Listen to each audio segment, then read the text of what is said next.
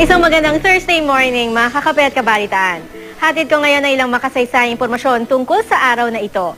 Una na riyan ang pagbagsak ng ilang bahagi ng Skylab sa Australia at sa Indian Ocean this day in 1979.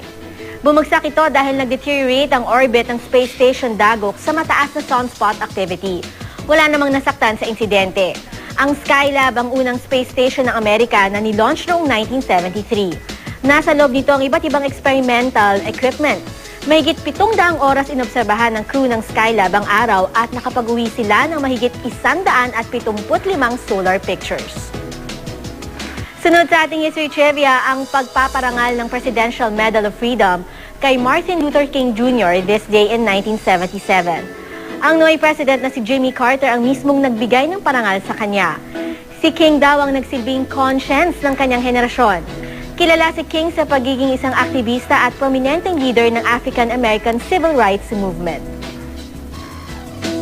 So that's it for History Lessons today. Have a lovely Thursday po, mga kakape.